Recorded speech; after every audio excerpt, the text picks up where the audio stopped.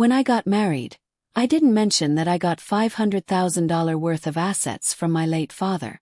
Thank God I kept quiet because 2 years later, my husband called me a liability and a gold digger, then filed for divorce. But when he heard my network, he started begging, but it was too late. Dear viewers, before I proceed, have you subscribed to my channel yet? Please kindly do so to support me. Your support means the world to me. Also tell me where you are watching from. I want to know how far my story have reached. Like and share this video to your loved ones. Now to my main story. My name is Olivia and I am 38 years old. The crisp autumn air always carries a certain melancholy for me, a reminder of the year my father passed away, just 6 months before Mark and I said "I do" in that quaint little chapel in Vermont. It was a period steeped in profound duality. The joyous anticipation of a future with a man I loved, interwoven with the deep, aching sorrow of losing a parent. Dad had been an extraordinary man, not just as a father, but as a shrewd and meticulous businessman. He'd built his wealth from the ground up, brick by brick, through decades of relentless dedication, astute investments, and an uncanny ability to foresee market shifts. He wasn't flashy, never one for ostentatious displays of wealth, but he was undeniably successful.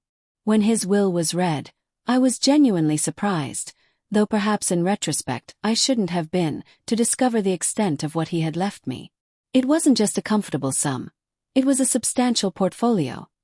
A diversified mix of stocks, bonds, and a few carefully chosen commercial properties that had quietly appreciated over the years. The total value amounted to close to $500,000. It was a staggering amount, a figure that felt almost unreal, certainly far beyond anything I had anticipated. My upbringing had been comfortable, yes, but Dad had always instilled in me the paramount value of hard work, self-reliance, and financial prudence. He taught me how to budget, how to save, how to understand the basics of investment, and most importantly, how to stand on my own 2 feet. This inheritance, while an incredible gift, instantly felt like both an immense blessing and, paradoxically, a quiet, almost unsettling burden. When Mark and I got engaged, our lives revolved around the exhilarating whirlwind of wedding plans. We spent countless evenings poring over bridal magazines, debating floral arrangements, and tasting cake samples. Our conversations were filled with shared dreams for the future. The cozy little home we'd eventually buy, perhaps a golden retriever bounding through a small yard, hypothetical names for future children. Finances were discussed, of course, but always in a general, aspirational sense. We talked about our respective careers. His steady, promising job in IT, and my passion-driven, albeit slightly less stable, work as a freelance graphic designer. We envisioned saving diligently for a down payment on that dream home, sketching out the kind of comfortable, albeit not extravagant, lifestyle we hoped to build together. But the topic of my substantial inheritance felt different. It was an elephant in the room that I meticulously avoided acknowledging. It wasn't that I didn't trust Mark, not entirely. There was no specific reason for mistrust, nothing in his character that suggested he was anything but genuine. Yet there was this persistent nagging voice in the back of my head, a subtle whisper of apprehension, a fear that this knowledge might somehow, irrevocably, alter the delicate fabric of our nascent relationship. Would he look at me differently? Would it subtly shift the dynamic, making him feel less like an equal partner, knowing I held this significant, unspoken financial cushion? I worried it might inadvertently place a burden on him, or worse, that he might consciously or unconsciously view our future through a financial lens rather than a purely emotional one. Perhaps it was undeniably naive, but in my heart, I desperately wanted our marriage to be built on a foundation of pure, unadulterated love, on mutual respect, on shared aspirations, and genuine, unadulterated connection. Not on financial considerations, certainly not on what I possessed. I wanted Mark to love me, truly love me, for who I was as a person, for my character, my spirit, my quirks, and my dreams, not for what I had inherited. So, with a deep breath and a quiet resolve, I made a conscious and deliberate decision to keep the inheritance to myself. To let our relationship unfold organically, to let our love deepen naturally, without the potential, distorting influence of this significant financial information. It felt like a private matter, something intensely personal, something I would share when the time was unequivocally right, when our bond was even stronger, more deeply rooted, more utterly unshakable. The wedding itself was a blur of joy, laughter, and an overwhelming outpouring of well wishes from family and friends. We settled into married life in our small, cozy apartment, navigating the usual, endearing ups and downs of a new marriage. We bickered playfully about whose turn it was to do the dishes. We planned impromptu weekend getaways to charming English villages. We discovered each other's hidden talents and annoying habits, slowly but surely building a comfortable, familiar rhythm to our days. And through it all, the inheritance remained unspoken, a carefully guarded secret I carried deep within me, a silent passenger in our new life together. As the first year of our marriage unfurled, painting a picture of domestic bliss punctuated by minor adjustments, I occasionally felt a sharp pang of guilt about not being completely open with Mark. There were moments, fleeting but potent, when I yearned to tell him, especially during our hushed late-night conversations about our shared financial goals. I'd almost bring it up, the words forming on my tongue, but then that familiar, insidious fear would creep in again. The worry that it might somehow taint what we had, that it might introduce an uncomfortable element into our otherwise harmonious existence. So I remained stubbornly silent, rationalizing my decision with various arguments. The right moment hadn't arrived yet. It was my separate money, not ours, yet. It was a buffer, a safety net that didn't need to be discussed until a larger financial decision, like buying a house, presented itself. I told myself that when we were more financially stable as a couple, when we were actively looking to invest in a home, then, and only then, would I share my secret. It would be a pleasant surprise, a significant boost to our shared future, a testament to my commitment. Looking back now, with the painful clarity of hindsight, I see how profoundly flawed my reasoning was, how secrets, even those born of good intentions or a desire to protect, can subtly but surely create a silent, insidious distance between two people, eroding the very trust you sought to preserve. But at the time, caught in the hopeful bubble of new love, it truly felt like the best course of action, a misguided way to protect what I perceived as the purity of our budding love story. The second year of our marriage began subtly, almost imperceptibly, to fray at the edges. It wasn't a sudden, dramatic explosion, but rather a slow, creeping erosion like water wearing down stone. Little arguments, once rare and quickly diffused, became more frequent, tiny pinpricks that stung with an unexpected intensity, leaving a lingering soreness. Mark started working longer hours at his new IT job in London, often coming home late, visibly stressed and increasingly withdrawn. Our easy camaraderie, that effortless banter and deep connection that had defined our early relationship, began to feel forced, a performance we both tired of. He'd spend evenings engrossed in his phone, scrolling endlessly through news feeds or work emails, barely looking up, let alone engaging, when I spoke to him about my day or suggested we watch a film. I, in turn, found myself retreating, filling my evenings with more freelance graphic design work, or simply seeking quiet solitude in a different room, the comfortable silence that once bound us slowly morphing into a heavy, suffocating quietude. The financial discussions, which had once been general, hopeful, and filled with future aspirations, now took on a sharper, more pointed edge. Mark would frequently, almost obsessively, complain about money, about his salary not being enough, despite his promotion, about the exorbitant, crushing cost of living in London, where we had recently settled for his promising new job. He'd often throw bills onto the kitchen table with a sigh, the sound laden with frustration and a growing sense of despair. "It just feels like we're constantly treading water, Olivia," he'd lament, his voice tinged with bitterness. "Everything costs an arm and a leg here. Rent, groceries, transport, just existing eats up everything. We're never going to get ahead if we keep living like this." I would nod, offering what comfort and practical solutions I could. I suggested we look for a slightly cheaper flat, perhaps a bit further out from the city center. I meticulously planned our grocery budget, clipping coupons and hunting for deals, trying to make every pound stretch further. I even offered to take on more freelance work, despite already working long hours, to supplement his income. But inside, beneath my calm exterior, I felt a growing, profound discomfort. The secret of my inheritance, the $500,000 sitting untouched in a separate account, weighed heavier with each passing complaint. There were moments, fleeting but powerful, when I wanted nothing more than to blurt it out, to simply exclaim, "Mark, we don't have to struggle like this. I have money, enough to ease this crushing burden, to buy that house, to make life comfortable." But then the fear would return, paralyzing me. The fear of his reaction, of the questions he would undoubtedly ask about why I had kept it secret for so long, of what it might imply about our relationship if he knew I'd held back such a significant piece of information. The longer I kept it hidden, the harder, the more daunting it became to reveal. It felt like I was trapped in a self-made cage, the bars of which were forged from my own past decisions. The turning point, the moment everything truly shattered into irreparable fragments, came on a cold, gray November evening. The air outside was damp and biting, mirroring the chill that had begun to seep into our home. Mark had been particularly stressed about a high-stakes project at work. The pressure had been mounting for weeks, and he'd arrived home late, irritable, exhausted, and visibly simmering with unspoken frustrations. We were in the middle of a mundane discussion about a persistently leaky faucet in our small kitchen.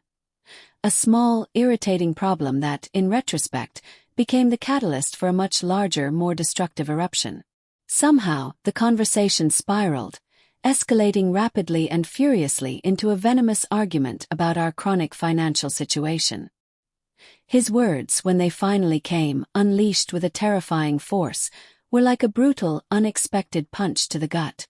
"Honestly, Olivia," he sneered, his voice laced with a raw, ugly contempt I had never heard directed at me before. His eyes, usually warm and loving, were now cold and hard. "Sometimes I just sit here and wonder what you even bring to the table. I'm out there grinding away, busting my ass, trying to make a decent living, trying to build something for our future. And you're just a liability. A pretty face maybe if I'm being generous, but frankly a financial burden. It feels like I married a gold digger, someone who just expects me to carry all the weight, to pick up all the pieces, while you just float along." The words hung in the air, sharp and poisonous, slicing through the last vestiges of my emotional armor.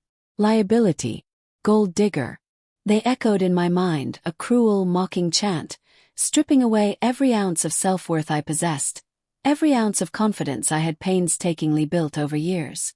My freelance graphic design work, which I poured my heart and soul into, the late nights spent hunched over my drawing tablet, the passion projects, the satisfaction of delivering quality work. All of it suddenly felt utterly worthless, utterly dismissed. My earnest attempts to be supportive, to manage our household meticulously, to be a loving, good wife. All trivialized, reduced to nothing but a decorative presence. Tears welled up in my eyes, hot and stinging, but a fierce pride, a deep-seated defiance, refused to let them fall. My throat tightened, a bitter metallic taste filling my mouth, the taste of betrayal. "How can you say that, Mark?" I managed to whisper, my voice trembling uncontrollably with disbelief and profound hurt. After everything we've built, everything we've been through." He didn't back down, not an inch. If anything, his gaze hardened, fueled by his own frustrations. "Everything? What everything, Olivia? What exactly have you contributed beyond your half of the rent for this tiny flat?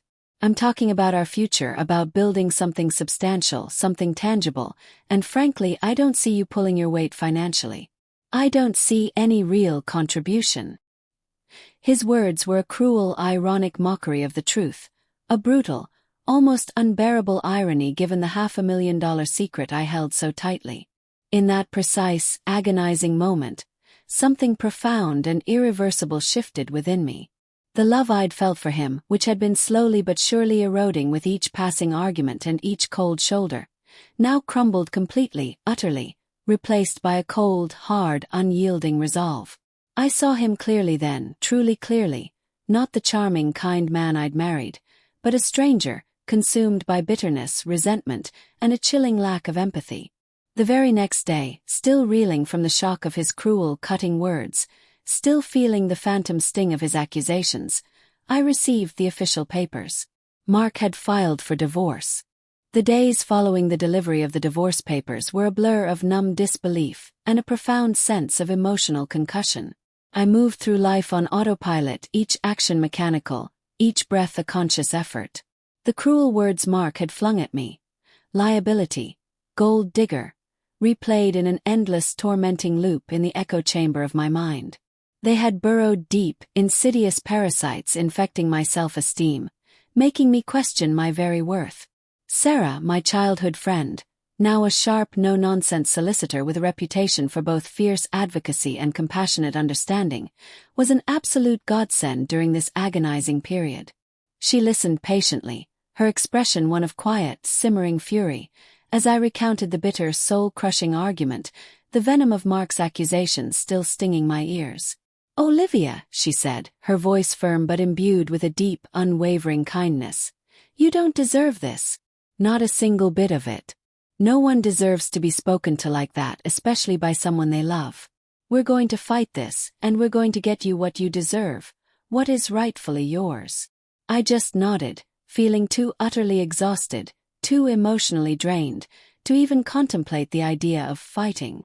All I truly wanted was for the incessant pain to stop, for the suffocating, crushing weight in my chest to finally lift, allowing me to breathe freely again. When Sarah, with her meticulous legal mind, began to ask about our assets, about shared accounts, properties, investments, and any other financial holdings, I hesitated. The secret of the inheritance, which had felt like a protective shield for so long, a silent guardian against perceived external influences, now felt like a heavy, inescapable chain, binding me to a past I desperately wanted to leave behind. Could I really tell her about Dad's $500,000 inheritance? Would she judge me for having kept such a significant piece of information from Mark, from my own husband? Would it somehow weaken my position in the impending, daunting divorce proceedings, making me appear deceitful or untrustworthy? My mind raced, a frantic whirlwind of anxieties, grappling with the myriad implications of such a confession. But then I looked at Sarah, truly looked at her unwavering support, her professional yet deeply empathetic gaze, the genuine concern etched on her face. I took a deep, shaky breath, gathering every ounce of courage I possessed. "Sarah," I began, my voice barely above a whisper, the words feeling foreign on my tongue, "there's something I need to tell you. Something I've kept quiet about, even from Mark, for a very long time." And then, with a torrent of words that had been bottled up for years, I laid it all out. The story of my father's unexpected passing, the reading of the will, the staggering $500,000 in diversified assets, the stocks, the bonds, the properties, and my misguided, perhaps even foolish reasons for keeping it a closely guarded secret from Mark before and during our marriage. I explained my naive desire for our love to be pure, untainted by financial considerations, my fear that the money might change his perception of me, or alter the dynamic of our relationship. I confessed my hope that I would reveal it at the right time, a time that, tragically, never came. Sarah listened without a single interruption, her expression unreadable, her gaze steady and unwavering. When I finally finished, the last words hanging heavy in the air, a long, profound silence stretched between us, punctuated only by the distant hum of city traffic outside her office window. I braced myself, my body tensing, preparing for a lecture, for disappointment, for that familiar searing sting of judgment I had anticipated for so long. Instead, she simply nodded slowly, a thoughtful, almost knowing expression on her face. "Olivia," she said finally, her voice calm and measured, breaking the silence, "this changes things significantly. And no," she added, anticipating my unspoken fear, "I'm not judging you. Your father's inheritance is, in legal terms, your separate property. Unless you deliberately commingled it into marital assets, meaning you actively mixed it with joint funds, or used it to purchase jointly owned property, it remains unequivocally yours. And given Mark's accusations, his claims of you being a financial liability or, heaven forbid, a gold digger, this information becomes incredibly powerful. It completely refutes his entire narrative, his entire basis for seeking this divorce. It dismantles his argument entirely. A tiny, fragile flicker of hope, A spark I thought had been extinguished forever, ignited deep within me. Could it be true? Could this secret, which had felt like such an oppressive burden, a source of constant anxiety, actually be my salvation, my path to vindication? The divorce proceedings began, cold, formal, and steeped in the sterile language of legal documents. Mark's lawyer, David, was precisely as I had imagined. Aggressive, theatrical, and clearly intent on painting me in the worst possible light. He presented Mark's case with a bluster of accusations, reiterating the narrative of me being a financial drain, contributing nothing substantial to the marriage, and even subtly, insidiously implying that I had been exploiting Mark's income, living off his hard work. It was infuriating to hear, a sickening distortion of the truth, but Sarah merely let them speak, her composure unwavering. She took meticulous notes, her pen scratching softly on her legal pad, her expression betraying nothing. She was waiting for her moment. Then it was our turn. Sarah stood, her presence commanding, even in her quiet, understated demeanor. She didn't need to shout or grandstand. Her authority was inherent. "My client, Ms. Olivia Hayes," she began, her voice clear, resonant, and utterly devoid of emotion, "would like to present evidence that directly contradicts the assertions made by Mr. Johnson's counsel regarding her financial standing and contributions to the marriage." She paused, a master of timing, letting the weight of her statement hang in the air, allowing it to sink in. David, Mark's lawyer, looked smug, a slight, condescending smirk playing on his lips, clearly expecting some minor financial disclosure, perhaps a forgotten savings account, nothing that would truly challenge their narrative. Mark, seated across the table, still radiated an air of self-pity and grievance, pointedly avoiding my gaze, lost in his own manufactured victimhood. Sarah then calmly, methodically, presented the documents. She showed the detailed financial statements, the clear, undeniable paper trail from my father's estate to my separate, independently managed investment accounts. She showed how these accounts had remained untouched, uncommingled with any marital funds, never once blended with our joint expenses or savings. She showed the precise date the inheritance was received, a date that predated our wedding by several months, long before Mark and I had even started discussing marriage in earnest. The silence in the room that followed was deafening, thick with unspoken shock. David's smug expression slowly, agonizingly, evaporated, replaced by a look of utter bewildered shock, his jaw slack. Mark's head, which had been bowed in feigned dejection, snapped up, his eyes wide, finally, irrevocably meeting mine. In his gaze, the liability he had so casually dismissed, the gold digger he had so cruelly accused me of being, was in fact financially independent and substantially so. The shift in the room was palpable, a sudden dramatic change in atmosphere that even the stale air of the courtroom couldn't completely obscure. David, Mark's lawyer, a man who clearly prided himself on his unflappable demeanor, quickly recovered from his initial, visible shock. Yet, a flicker of annoyance, perhaps even professional embarrassment at being so thoroughly blindsided, crossed his face before he composed himself.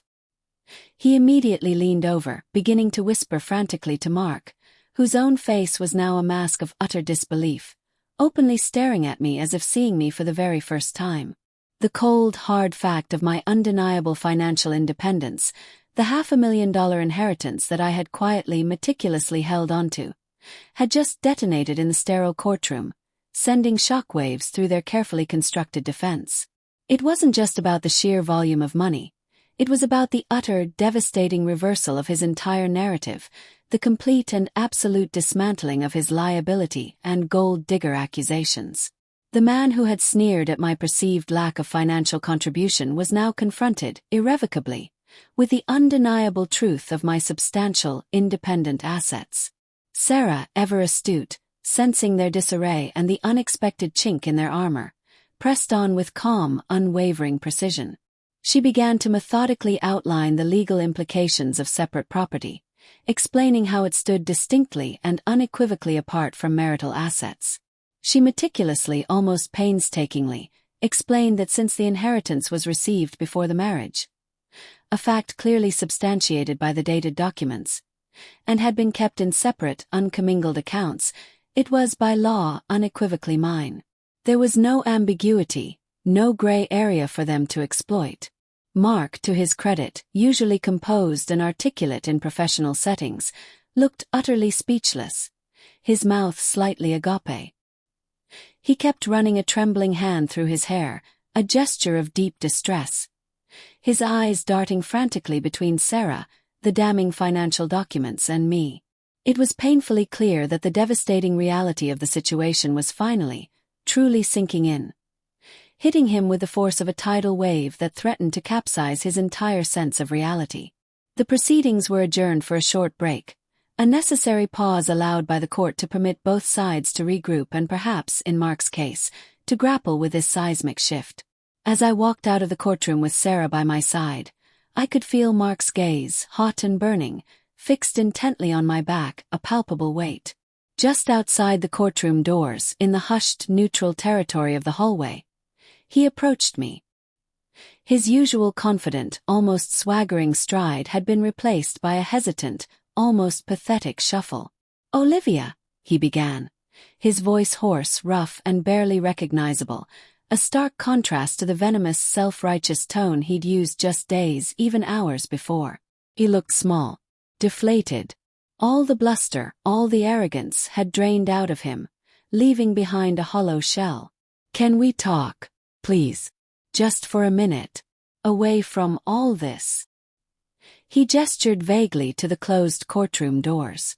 I turned to face him, really looked at him for the first time since his cruel outburst. In his eyes I saw a flicker of raw desperation, a kind of panicked helplessness that I had genuinely never witnessed from him before. This was the man who had called me a burden, who had accused me of exploiting him, who had dismissed my contributions. And now, here he stood, visibly shaken, practically begging. "There's nothing to talk about, Mark," I said, my voice flat, devoid of any discernible emotion, carefully controlling the tremor that threatened to betray my still aching heart. The initial pain was still there, a dull, persistent ache in my chest, but it was now overshadowed by a profound, almost exhilarating sense of vindication and a steely resolve. "The papers have been filed. The judge has been informed. Our lawyers can handle the rest.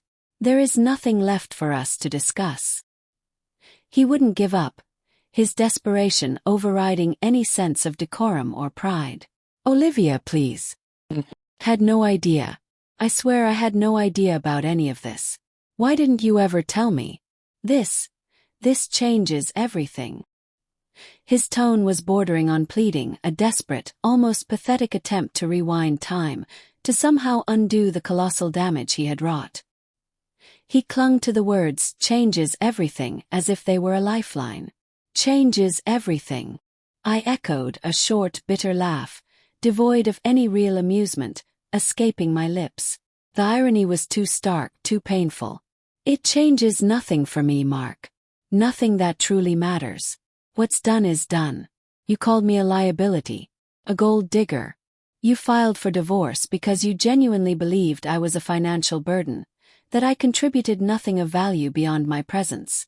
That's the truth of how you saw me, how you valued me, and that truth is undeniable, regardless of how much money I might have in an account." He took a desperate step closer, his voice dropping to a near whisper, laden with a feigned intimacy that sickened me. "I was wrong, Olivia. So wrong. You have to believe me. I was stressed, I was struggling, my job was putting immense pressure on me, and I lashed out. I didn't mean it. Not like that. Please, can't we just talk about this? Reconsider. We had something special, didn't we? Don't you remember? This money. Imagine what it could do for us. Could change our lives. Our future together." The sheer audacity of it, the sickening, transparent nerve, almost made me laugh again, a truly hysterical, mirthless sound this time. Our lives. Suddenly, the man who had so cruelly and publicly dismissed me as a drain on his resources now saw me as a golden ticket, a direct path to a comfortable, perhaps even luxurious, future. The transformation was sickeningly transparent, a blatant display of opportunism. The desperation in his voice was clear, undeniable, but it wasn't for me, the person. It was for what he now, belatedly, realized I represented. Financial security, a life free from the struggles he had so bitterly, so loudly complained about. He was begging not for a lost love, but for a lost opportunity. I shook my head slowly, a cold, unyielding resolve settling deep within me, firmer than any foundation he could ever hope to build with me again. My gaze was steady, unwavering, meeting his desperate stare directly. "No, Mark," I said, my voice steady though still quiet. "We had something, yes, a beautiful beginning, but you destroyed it. You destroyed it with your words, with your accusations, and with your actions. You showed me exactly who you are, precisely what you value, and precisely what you don't. And for that there's no going back. There's no coming back from the kind of cruelty you inflicted. This divorce is happening. It's a done deal." He opened his mouth to protest again, perhaps to spin another plea, but Sarah, sensing my waning patience and his escalating desperation, gently but firmly interjected, her professional demeanor a stark barrier between us. "Mr. Johnson," she stated, her voice calm but authoritative, "any further communication regarding this matter should go through counsel. My client has nothing further to say to you directly."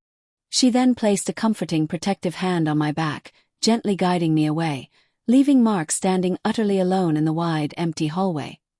His face a desolate mixture of shock, profound regret, and a stark, dawning realization of the immeasurable value of what he had truly, irrevocably lost.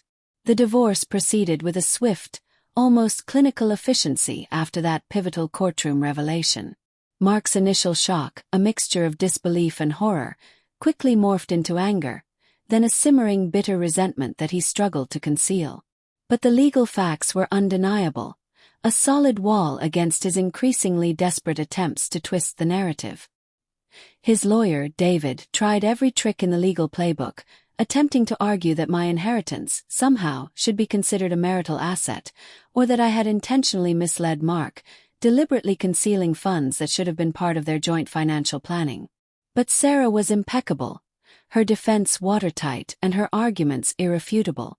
She had all the necessary documentation, the irrefutable proof that the money was unequivocally mine, received before the marriage even began, and meticulously kept entirely separate from any joint accounts or shared finances. There was no commingling of funds, no shared accounts where the inheritance had been deposited, no gray area for them to exploit. The law, unyielding in its clarity, was firmly, squarely on my side. The gold digger narrative, the cruel label he had so casually flung at me, had evaporated into thin air, replaced by the stark, undeniable reality that I was the one with significant independent wealth, and he was the one now facing a divorce settlement with far less, perhaps even nothing, beyond his own assets, than he had foolishly anticipated. The final court date was mercifully brief, almost perfunctory, a stark contrast to the emotional turmoil that had preceded it. I sat there, observing Mark across the solemn courtroom, and felt nothing. No surge of anger, no lingering sadness, no residual bitterness. Just a profound, pervasive sense of weary closure. He looked utterly haggard, his face etched with worry, a pale shadow of the confident, sometimes arrogant man I had once fallen in love with. The undeniable realization of what he had truly thrown away, not just the potential financial windfall but the relationship itself, the shared history, the dreams we once had, seemed to weigh heavily on him, visibly crushing his spirit. The judge's gavel came down with a sharp, decisive crack, echoing in the quiet room, officially sealing the end of our marriage. A chapter, painful and illuminating, was finally closed. As we exited the courtroom, making our way through the hushed, deserted hallway, Mark made one last, desperate attempt to reclaim something, anything. He rushed towards me, bypassing his own bewildered lawyer, his face pale and strained, his eyes wide with a frantic, pleading desperation.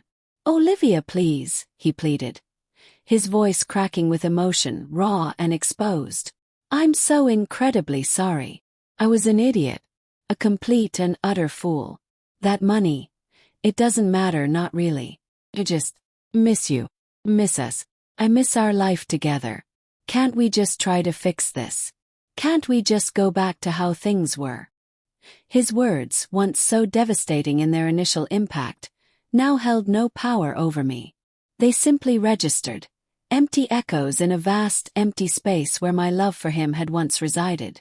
The deep emotional wounds he had inflicted with his accusations and his actions had, miraculously, healed, replaced by a resilience and an inner strength I hadn't known I possessed.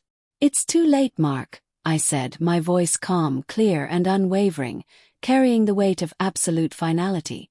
There was no anger, no bitterness, no triumph in my tone, just a quiet, unshakable certainty. "You didn't miss us, not truly. You missed the idea of us. Only when you thought I was a burden, when you believed you were carrying all the weight. You missed the idea of us. Only when you belatedly realized what you had truly, tangibly lost." His eyes widened, reflecting the stark, undeniable truth of my words, a truth that landed with the force of a physical blow. He opened his mouth to protest again, perhaps to spin another desperate plea, but no coherent words came out. He simply stared, defeated, his shoulders slumping. Sarah then stepped in, her presence a silent, protective barrier, placing a gentle but firm hand on my arm. "Mr. Johnson," she stated, her voice calm but authoritative, "this is neither the time nor the place for such discussions. Any further communication regarding this matter should go through counsel." She then gently guided me away, pulling me from the orbit of his desperation, leaving Mark standing utterly alone, isolated in the wide, empty hallway. His face a desolate mixture of shock, profound regret, and a stark, dawning realization of the immeasurable value, both emotional and financial, of what he had so carelessly, so cruelly thrown away. I walked away from him, from the wreckage of what our marriage had become, and felt a lightness I hadn't experienced in years. The heavy, oppressive secret I had carried for so long, the burden of the inheritance and the anxiety surrounding its disclosure, was no longer a secret, no longer a weight. And the man who had called me a liability, the gold digger, the financial burden, had learned a harsh, unforgettable lesson about making assumptions, about passing judgment, and about the true cost of unkindness. The months that followed the finalization of the divorce were a period of intense healing, self-discovery, and powerful rebuilding. I poured my renewed energy and focus into my freelance graphic design business, taking on more challenging and creatively fulfilling clients, expanding my portfolio with a renewed passion. The financial freedom that the inheritance afforded me meant I could be selective, choosing projects that truly resonated with me, allowing my creativity to flourish unhindered by financial pressure. I also invested wisely, consulting with experienced financial advisors, ensuring that my father's legacy continued to grow, not just for my own security but as a testament to his foresight and my own burgeoning independence. I learned, unequivocally, that true worth isn't measured in the zeros on a bank account statement, nor in the approval of others. It is measured in integrity, in unwavering self-respect, and in the quiet, fierce courage to stand up for yourself when faced with injustice and betrayal. My father's gift wasn't just financial. It was, in its essence, a profound lesson in independence, a silent, enduring testament to his deep-seated belief in my ability to navigate the world on my own terms, to thrive without relying on anyone else. Mark's betrayal had been undeniably painful, a cruel crucible that had tested my spirit to its very core, pushing me to my breaking point. But paradoxically, it had also forged a stronger, more resilient, and infinitely more self-assured Olivia. I had emerged from the ashes of a broken marriage, not diminished or broken, but reborn, a phoenix rising, ready to embrace a future built on truth, on an unshakable inner strength, and on a genuine profound self-worth that no one could ever again diminish. The past was a lesson. The future was an open, limitless canvas.